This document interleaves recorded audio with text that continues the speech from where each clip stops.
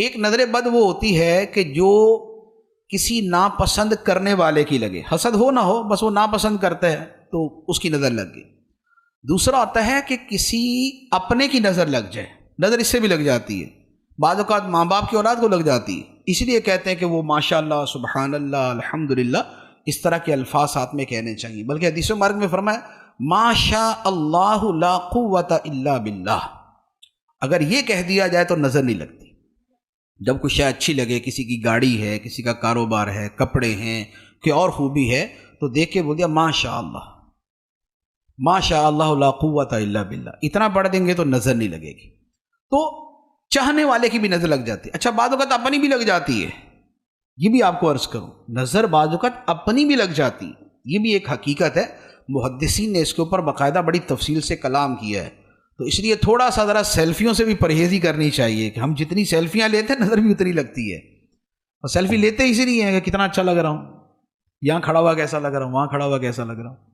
تیسری نظر ہوتی ہے حاسد کی نظر۔ حاسد کی جو نظر ہوتی ہے یہ پہلی دونوں نظروں سے زیادہ خطرناک ہوتی ہے۔ علماء نے اس پر فرمایا ہے کہ نظر اصل میں لگتی کیسے ہے؟ انسانی آنکھ سے جو شعاعیں نکلتی ہیں، ان شعاؤں کے اندر زہریلا پن بھی ہوتا ہے۔ آنکھوں سے نکلنے والی شعاؤں کے اثرات کا تو سب سمجھتے ہی ہیں نا، محبت سے دیکھیں تو اس کا بھی پتہ چل جاتا ہے، نفرت سے دیکھیں تو اس کا بھی پتہ چل جاتا ہے، اور اس میں ضروری نہیں ہوتا کہ بقیہ پورا چہرہ دیکھیں تو پتہ چلے، نگاہوں کی جو شعاع ہے وہی بتا دیتی ہے کس نظر سے دیکھ رہا ہے۔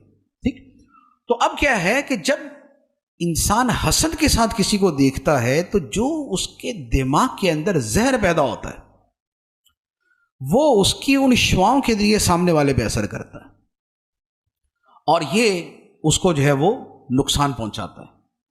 تو اس لیے حسد والے کی جو نظر ہے یہ بھی بڑی شدید ہوتی ہے، اس لیے فرمایا گیا کہ اپنی نعمتیں چھپا کر حاسدوں سے بچو۔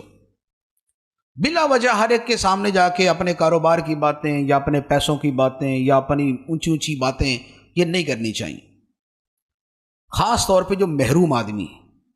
ایک ہے کہ ایک کاروباری دوسری کاروباری کے سامنے بات کر رہا ہے، وہاں بھی تھوڑی احتیاط چاہیے۔ ایک یہ ہے کہ اس کے سامنے بات کر رہا ہے کہ جو بالکل محروم ہے، کہ جو نگاہ حسرت اور نگاہ حسد ڈال دے گا، اس سے بچنا چاہیے۔